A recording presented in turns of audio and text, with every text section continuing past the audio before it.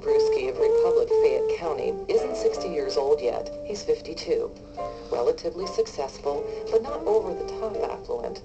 Carmen offers a more accurate portrait of the average baby boomer.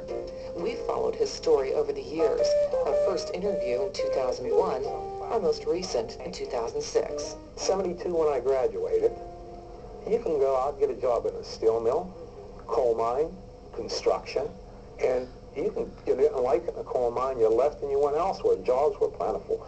You didn't need a college education to dig a ditch back then. So, fresh out of high school, Carmen got a job with U.S. Steel's Clairton Works. He married Frances, a factory worker, and later, the couple had 4 children.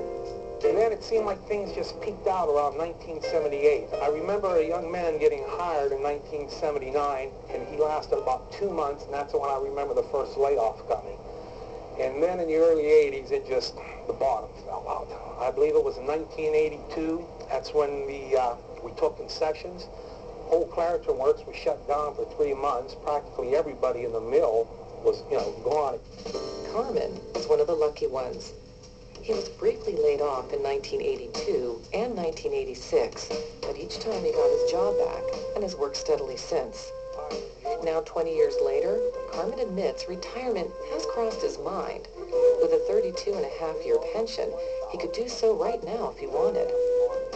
But with 3 children still living at home, an early retirement with a fixed income would not be practical. Healthcare is definitely by far the biggest thing. If I was to retire with young children, right now, I would have to pay a deductible of $188 a month. Mostly they're not going to retire. They can't afford to retire. Already we have an aging workforce. It's estimated that with just in 2 years, in 2008, 40% of the entire American workforce is going to be over the age of 45. They can't afford to retire. And that's because a lot of them were not wealthy to begin with. Baby boomers may not be wealthy, but they're more health conscious than any other previous American generation. So, boomers are heading to the gym in droves. Just in the last dozen years, the number of fitness and health club memberships of members over the age of 45 has climbed 6-fold, 600%, to the point where well over 10 million of all health club members are over the age of 45. Health insurance plans are disappearing. There's going to be a lot of health problems. So they are trying to maintain their health. Almost there. A couple more minutes and you'll be done on here. And they're trying to offset the damage done by years of fast food and a couch potato lifestyle, another fallout of the boomer generation. Already, pacemakers and stents is a $10 billion a year business. It's expected to grow by leaps and bounds.